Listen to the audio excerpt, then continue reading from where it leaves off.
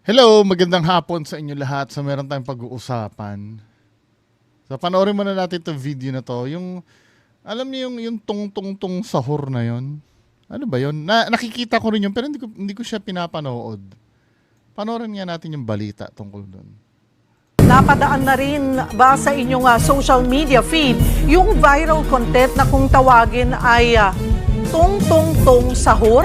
Ilang mga magulang po ang nag-aalala sa kanilang mga anak dahil sa umano'y masamang epekto nito. Para bigyan ng mukha ang balita, Mobile Journal, Jazz Paredes. Tong sahur. Mga mommies, ingat-ingat sa pagbibigay ng screen time sa inyong kids. Baka hindi kid-friendly at nakaka-apekto na pala sa mga bagets. Sa isang deleted viral post ng isang mommy, ibinahagi niya na nagigising daw ang kanyang anak tuwing 3 a.m., nagwawala, natatakot at paulit-ulit na binabanggit ang tong sahur. Naalarma ang mga magulang dito. At isa si Mami Charlene sa nag-alala para sa 5 taong gulang na anak na si Aki. Kaya po, nung nabasa ko po yung post po nung isang mami, in-interview ko po si Akin. Pero nung nalaman po niya about kay Tungtong Sahur, pinalo po niya yung cellphone, ayaw po niya magpa-video. Ayaw po niyang banggitin nun kapag po may video kasi magagalit daw po si Tungtong Sahur, papaluin daw po siya ng baseball bat. Kaya pala yung itsura ng cartoon character na 'yon. May pero ang pagkakalam ko meme yata 'yun eh. Sahur po is mamamatay tao po gamit po yung baseball bat niya. You get so many kids. He had to fight it. Other kid. You put his face, okay? Ang tong sahur ay tunog ng tambol na ginagamit para gisingin ng mga tao pagkain bago mag-ayuno tuwing Ramadan sa Indonesia. Dito hango si tong sahur na nanghahampas ng baseball bat na bida sa mga animation videos online. Malaki daw ang naging impluwensya kay Aki sa panonood nito. Kasi nga cartoons eh, 'di ba? Alam niyo po yung green-minded. Kasi po si Tungtong Sahur po is may girlfriend po siya. Hilig po mag-kiss, lips to lips. Nagpapakuha siya sa akin ng kahoy. Gusto daw po niyang paluin yung kuya niya po, hinawakan niya, yung pag po may nakakasalubong kami, talaga pong hinaampas niya yung puwet po nung nakakasalubong namin kahit di po niya kilala. Kaya po pala, nung time po na nagluluto. Ano kasi yan eh, natural na sa bata yung mag-imitate ng mga bagay. Kasi yun ang lagi niya napapanood. Maybe ang ganito, no, hindi mo masyado inaalagaan yung anak mo. Kasi kadalasan yung mga bata, para lang hindi maistorbo yung mga magulang, bibigyan na lang ng cellphone or tablet at bahala na siya maghapon. Akala ng mga magulang ngayon, yun na yung pag-aalaga. 'Di ba? Yung ibibigay mo lahat ng gusto, kung ano man yung basta maging komportable lang ang anak. Feeling nila yun na yung tinatawag na pag-aalaga. Yun yung mali, 'di ba? Palabasin niyo yung mga bata. Hindi tingin ko wala namang kinalaman dito yung mismong parang lang to eh. Naalala niyo yung Momo? Yung Momo yung nakatakot yung nag-viral din dati yun, 'di ba? Yung si Momo na yon, may binibenta nga mask nun eh. Ginamit nga ng mga fake ghost hunters yung Momo eh. Ano lang yan, nagkataon lang na hindi child-friendly yung ginagawa ng tong sahur na yon. May dala-dala, na pinapanood ko yan, may nakita nga akong video dito eh. Ano siya, sahur 3 kali dan tidak nyaut. ano natin so ito siya yung cartoon character siya na may daladalang baseball bat. Ini-imitate lang ng bata yung napapanood nila sa dahil cartoons nga to eh. Actually nga marami ding galit kay Mr. Bean na cartoons. Alam niyo yung cartoons na Mr. Bean kasi nga ginagawang tanga daw yung mga bata. Tom and Jerry din, parang ganyan din, di ba? Hampasan din yung Tom and Jerry. Kaya lang, ang pagkakaiba lang ng mga lumaki kay Tom and Jerry noon, kasi television-based yun eh. Hindi ka pwede magbabad na manood ng Tom and Jerry dahil aabangan mo sa TV yun. Unlike itong mga nasa social media na to, pwede mo siyang paulit-ulitin, pwede mo siyang at the tip of your fingertips. pwedeng puro yun lang ang panoorin mo. Kaya ang nangyari, magagaya ng ano yan eh, ng bata yan eh. I think walang, ano ba, tingin nyo parang paranormal ba? Hindi naman siguro. Nagkataon lang na pangit lang yung ginagawa na ini-imitate lang ng mga bata. 'Di ba? Totoo po kami pag may 'Di kutsi. ba katulad ngayon, 'di ba? Last time pinag-usapan natin ang dami ng bata ang nalululong sa sex, 'di ba? Kasi nga madali na ngayon eh. Pwede kang manood anytime, anywhere, pwedeng paulit-ulit mong panoorin. Yung mga bagay na hindi pa handa ang isip ng mga bata. Kaya yung mga magulang ngayon talaga hindi maganda na ano eh. Yes, no, advantage sa inyo na bigyan nyo na lang ng tablet or cellphone yung anak nyo kesa ngaw-ngawan kayo ng ngaw-ngawan maghapon. Pero yung mga nanay namin nung araw na nagpalaki sa amin, hindi ganyan eh. 'Di ba? Kasi nasa bundok naman kasi ako na lumaki. Sa probinsya. Hindi ganyan yung ano at yung mga bata nung araw talaga naglalaro sa labas. Kung may matutunan man sila sa labas, yung palagi nilang na ano, pag may naririnig sila nagmumura na rin yung bata. 'Di ba? Yung mga squammy na mga bata, ganun din eh. Kasi naririnig nila yun eh. Paulit-ulit nila naririnig yan. Parang yung tungtong sahur na yan, paulit-ulit nilang mapapanood na may daladalang baseball bat. Gagayahin din nila yan. Pilyo po. Takot na takot po siya nung talagang nanginginig po siya, umiiyak. Paliwanag ng eksperto, mabilis pang maniwala ang bata, lalo na kung kinatatakutan din ito ng kanyang mga peers. Kasi there is a certain age para matuto sila ng what is right and wrong, Diba? what is realistic or not, and what is fantasy or kung halimbawa it's part ng imagination nila, or what if para sa kanila it's something that can happen. Ginagaya rin daw ng bata ang nakikita nito sa kanyang environment dahil paraan daw nila ito upang maglaro at matuto. Kung halimbawa na-expose na siya sa ganitong show, explain properly and be patient. We would like to replace then yung mga ganitong shows with some shows that are more wholesome, useful. Wala na nga yung yung pinapanood ng mga nanay ko dati nung araw. Mga tito-tita ko, 'di ba? Yung mga siniskwela. Ano pa ba 'yon? Mga matinik. Wala na nga ganun palabas ngayon, no? Yung mga nanay ko yun yung pinapanood eh. Ang kinamulatan ko na yung YouTube na eh.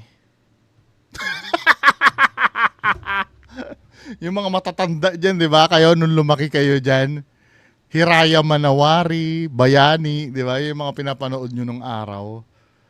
Pero, puta, lolo ka na kung batibot pa yung Education. Umamin, sino nakaabot ng batibot dyan? And something makakarry niya through time, picking up good information and good behavior. Kung lilimit naman daw ang screen time, dapat mabuting example din daw ang magulang. Kung less Oo, screen time for the tama. kids, dapat less din daw kay mommy at daddy. Mobile Journal, Just Paredes po. Hatid. Ginagawa nyo kasing yaya yung yung mga tablet, di ba? Ginagawa nilang yaya. Kaya tuloy, yung mga anak natin, Diyos ko, na ang nagiging kalabas-labas na natututunan. Mga pinapanood, Tony Fowler, Wamos, sino pa ba? Pinapanood nyo dun sa, Anyway, lipat tayo sa ibang topic, no? Itong may inaano si Senator Jinggoy eh. Yung K-12 mukhang bubuwagin. Ako, to be fair, parang agree ako dito. Sige, panoorin muna natin yung ihahain na argument. Gustong ipabuwag ni Senador Jinggoy Estrada ang implementasyon ng senior high school na anyay dagdag gastos at pasakit lang sa mga magulang at guro. Ang sagot ng DepEd, True yan, Hindi, tingin ko, kayo mga magulang, hindi lang dahil sa anak nyo, yun na nagkiki-12 ngayon. Kasi, ako under na rin ako ng K-12 eh. 'Di ba? Kayong mga nanonood sa akin, yung mga matatanda diyan. 'Di ba? Ang high school 4 years, first year, second year, third year, fourth year. Kayong mga nagpapa K-12 ngayon, or kung isa kayo sa gumraduate sa K-12, sa bagay hindi niyo naman maano yung comparison, ano? Or kahit sa teacher, or may kakilala kayo, nakikita niyo ba yung advantage ng pagiging K-12? Na ano nyo ba? I mean, nafe-feel nyo ba na umangat yung standard? Ako feeling ko hindi eh. Parang hindi naman sa yung mga produkto nung unang panahon, nung mga high school nung unang panahon, mas competitive sila kumpara sa yung mga gumraduate ng K-12. Di ba dapat ang purpose niyan, madali ka makahanap ng trabaho kung graduate ka ng K-12? Para kang nag-vocational daw niyan, di umano eh. Yun, nung pinopropose pa lang yan, parang yun yata ang goal niyan. Kahit hindi ka daw mag-college, madali ka daw makakahanap ng trabaho. Pero parang lumala yata. Kasi sa totoo lang, di ba may pag-aaral na functionally illiterate daw karamihan sa yung mahirap umintindi. Hindi ko alam kung dahil ba sa sobrang baba ng quality ng standard ng education ngayon, or sa sobrang lang talaga ng technology natin. Diba? Katulad nung merong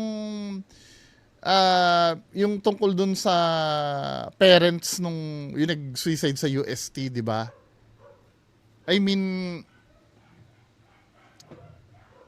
parang kasama din yung sa hindi man dahil sa academics, dahil yung masasanay na pinapasa na lang. Kasi may interview na na teacher diyan, yung na-discuss yung functionally illiterate ba? Tama ba yung sinabi ko? Wait lang baka mali ako, di ba? Double check natin, functionally illiterate. Kasi may time daw talaga na mauobliga kang ipasa kahit hindi naman daw kapasa-pasa yung yung estudyante.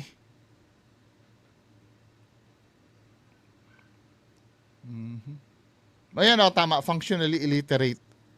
Noong na-interview, kahit hindi daw kapasa-pasa yung estudyante, ipapasa. So pagdating ng college, parang ini-expect din ng mga estudyante, ganun din ang mangyayari.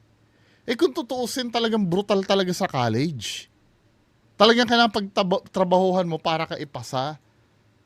Pero may mga professor naman, may nag-comment sa akin na-discuss ko yung bagay na yon. May professor naman na nag-comment sa akin, professor daw siya ng nursing na kung siya daw, ipapasa niya na daw yon. Dahil kukonti lang naman, pero sa akin hindi Kahit pa sabihin mong konti na lang yon, kapos pa rin Hindi kasi matututo kasi kapag ka pinasa mo yon, lagi na lang ang magiging standard nun, palaging pagbibigyan na lang siya. 'Di ba?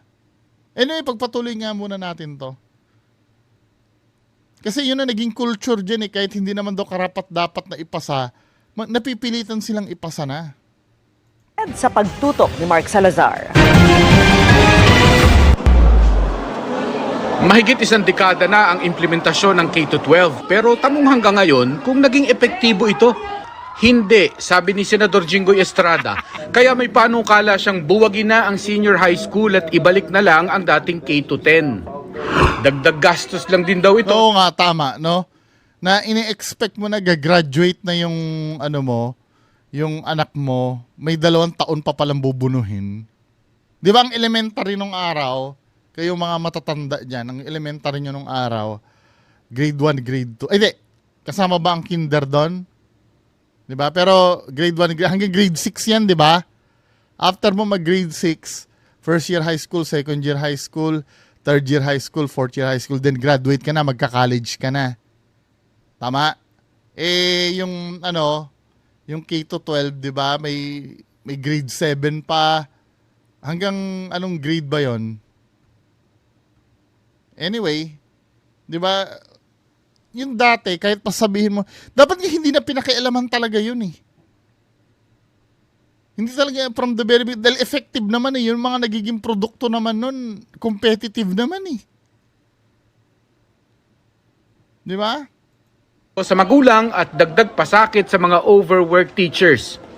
Sang-ayon si Joy bilang magulang na pagkatapos ng grade 10, diretso college na. Para sa akin talaga parang gusto ko college na eh. Kasi yung 2 taon parang sayang din eh. Tapos yung gastos pa, pamasahe, baon, tapos yung mga binibili pong kailangan sa project na dapat na sa college na, nahirap po para sa amin din po. Na lalo na asawa ko lang yung nagtatrabaho. Pero ang mga anak ni Joy na nasa senior high, hindi sang-ayon sa kanya at kay Senador Estrada. Parang mas pressure po. Sa ngayon po kasi, yung K-12, Pressure na pinag-uusapan mo, hindi lang talaga kayo sanay. Hindi lang talaga tayo sanay. 'Di ba? Anong pressure ang yan ang hirap sa mga katulad naming kabataan ngayon. Hindi na sanay sa pressure. Yan ang number 1 na nagiging cause kung bakit nagiging weak yung mga bata. Hindi mo na pwedeng, nung araw, di ba, pagka mahaba ang buhok mo, hindi ka nagpagupit, anuhin yan, uukaan ng teacher yan. Hinahampas nga ng, pag madumi ang kuko mo, hahampasin nga ng, ng stick yung, Tsaka nung araw, yung mga lolo't lola dyan, yung mga tito-tita dyan, di ba? Magkakampi ang magulang at teacher. Kapag gumawa ka ng katarantaduhan nung araw sa school nun, takot na takot kang malaman ng magulang mo dahil may may partong pagalit ka pa sa bahay. Ngayon po siya, pag pinagalitan ng teacher, magsusumbong sa nanay kahit mali o tama yung bata, din yung nanay, susugod sa school, aawayin yung teacher. Ibang-iba na yung culture ngayon eh. Tsaka nung dati nun, batuhan talaga ng eraser dati nun. At pag binato ka, nagkatawanan pa kami nun. Di ba? Nag-aasaran pa kami nun. Ngayon, pucha, hindi na yata pwede yung mga ganun eh, no? Pero yung naging produkto nun, mga engineer na, mga doktor na. Hindi ko naman sinasabing walang nagiging ganung produkto ngayon, kaya lang, 'di ba, mas mataas ang nun. At mas strong yung mga yung mga kabataan dati noon. Hindi katulad ngayon masyadong binibi na. Kung meron man ngayon na nagiging successful, yung talagang nangangarir mag-aral. Pero yung mga pinasa lang dahil kailangan, 'di ba, yung napilitan lang ipasa, pahirapan niya. Hindi ko naman sinasabing hindi magiging maganda ang buhay niyan sa real world, pero mahihirapan kayo. 'Di ba? Kung diyan pa lang, pressure na agad ang iniisip nyo. Anong pressure ang iisipin mo? Bibigyan ka lang ng baon, papasok ka lang, palit kaya tayo. palit kaya tayo. Ikaw magbayad ng ng kuryente, ng tubig, yung tax, 'di ba? Ano pa ba ang mahirap na gawin ngayon? Papaayos mo yung bahay pagka sira. Bibili ka ng gamit pag nasira. Kayo, baon lang ang poproblemahin nyo eh. Tapos nabe-pressure pa kayo. Ano ba? ayun po yung parang advanced study ng para sa college po. Hindi nga, pag pag hindi ka rin tatanggapin. Bakit akala mo advantage yung K-12 nyo? Hindi. Kasi parang naabutan ko yan, mga graduate ng K-12, naging under ko yan eh. 'Di ba? Talagang makikita mo talaga yung yung pagiging kapos talaga pag kinakausap mo. 'Di ba? Hindi naman lahat, may mga matatalino din naman. Kaya lang ramdam mo yung difference talaga. Estudyante po ngayon. Parang dun po tinitrain kami sa darating na college at para rin po makapag-decide kung ano po ba talaga yung course na gusto. Tinitrain kayo nagsusuicide nga pagka hindi nakapasa. Ayon sa rural education advocate na si Professor Arlene Marasigan, sablay man ng K-12, hindi ito kasalanan ng programa, kundi kasalanan ng implementasyon. Pwede rin, pwede rin. Mukhang yung layunin naman ng K-12 ay maganda naman talaga. Ang problema lang kasi, hindi it's either hindi pa tayo handa sa ganyan or sablay, katulad ng sinabi niya, sablay yung implementation. 'Di ba? Or parang nabawasan ng bagsik yung pagtuturo.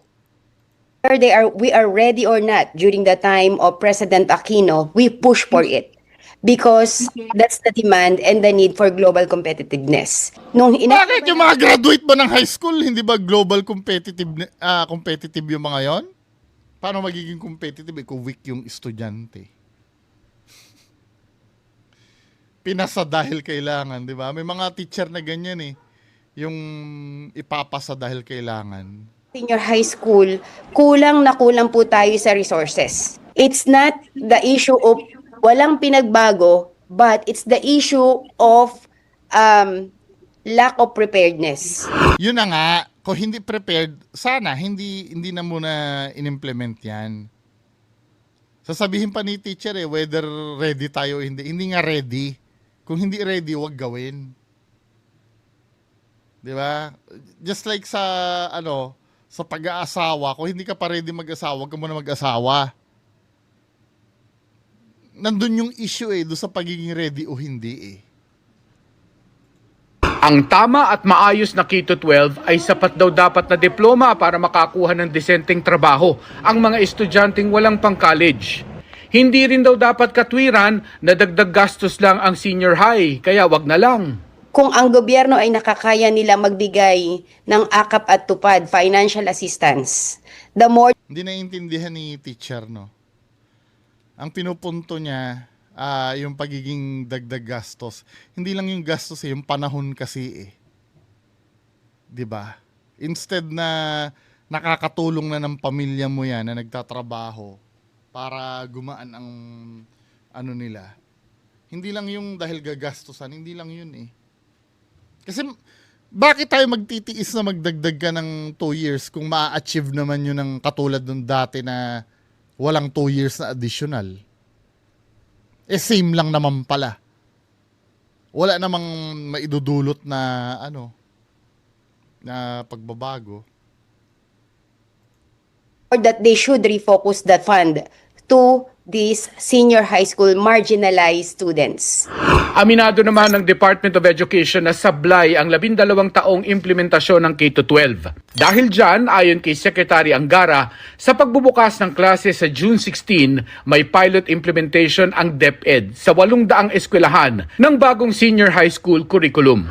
Ang mga ganitong evaluation at recalibration ng K-12 ang matagal na raw. Pwede rin tanggalin na yung mga walang kwentang subject.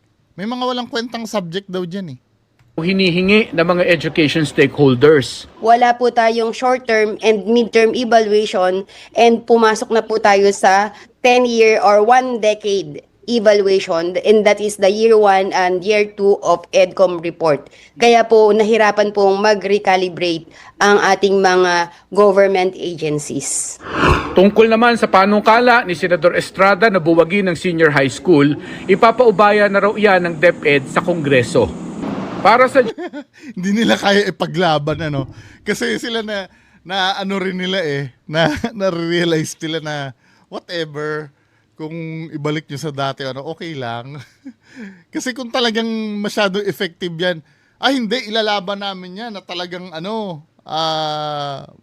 maganda ang naidulot pero hindi di ba? Kaya gano'n na lang. Syempre, kung tayo ay ipipilit ng ganyan na wala namang patutunguhan yung ginagawa natin, hanggang kaya pang baguhin na. Hindi yung kung ano pa hihintayin natin. Hihintayin pa ba natin? Biro mo, bumabagsak na nga yung tinan mo 18.9 million functionally illiterate, not only high school daw. O ano pa ba yung ibang doon? 1 in 5 high school graduates functionally illiterate. Kasi nga sa sobrang... Kasi yung nakikita ko, di ba, yung 12 years na yon, parang in-stretch lang nila yung mga subject eh. Na kayang-kaya namang kunin ng ano lang eh. Anyway, bahala na kung anong mangyayari, no? So, yun lang po muna ang natin, ang pag-uusapan. Magandang hapon sa inyo lahat. Bye-bye.